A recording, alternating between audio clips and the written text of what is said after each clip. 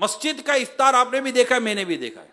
मस्जिद के अंदर जो इफ्तार के थाल लगते हैं मैंने भी देखे हैं मगरिब की नमाज से पहले। और हमारा थाल का अंदाज ऐसा अजीब व गरीब होता है कि लोग बाहर से फल लाते हैं, थाल में डालते हैं, तो फिर एक आदमी थैली में पकौड़े समोसे लाए, वो भी थाल में डाल दिए। अरे अल्लाह के बंदे, अभी फल का पानी निकला था, तेरे खाने से पहले समोसा पानी पी गया, ये फल का पानी पकौड़े के भी मुंह में चला गया, अब समोसा पकौड़ा हो गया यूं यूं।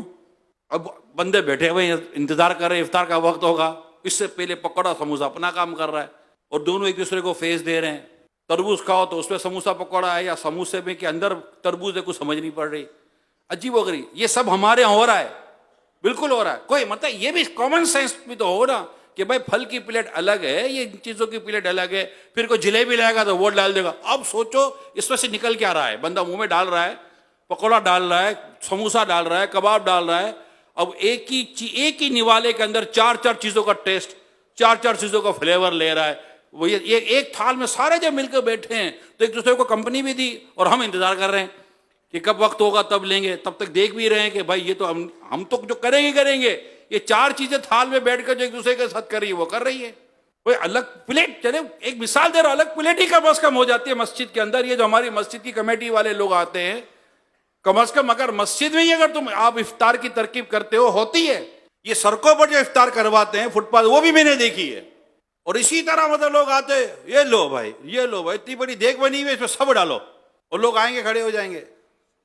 अगर खिलाना ही है तो तौर तरीके होते हैं, तौर तरीके होते हैं। भाई प्लेट अलग कर देना, भाई फल की अलग कर दें, फला दो प्लेटें, अब तो डिस्पोजेबल प्लेटें आती हैं यार, कोई प्रॉब्लम ही नहीं है कि भाई इस तरह कोई निज़ाम बनाए ताकि लोग खाएं तो उनको मतलब कि कोई वसूल ऐसा भी तो हो तो भाई खा लिया, ठीक है, खत्म, वो भी हो जाता है।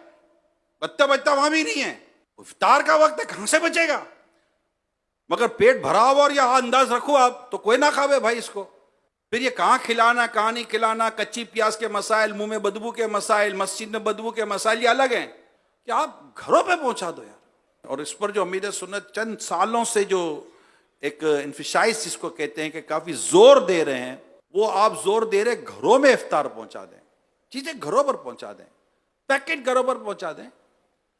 एक राशन के पैकेट हो जाते हैं, गरम मसाले, आटे, चावल वगैरह, सूखा दूध वगैरह, जो भी एक चीजें होती हैं, ये अंदाजा है जिनको देना होता है, घरों पर पहुंचा दें। फल फ्रूट का कोई जिम्मेदारी दे दे किसी को, घर पे पहुंचाते रहेंगे। अमीर से फरमाते हैं कि घर पे पहुंचाने में ये फायदा है कि हमारी जो इस्लामी बहनें, बेटियां, बच्चे, उनको मिलेगा।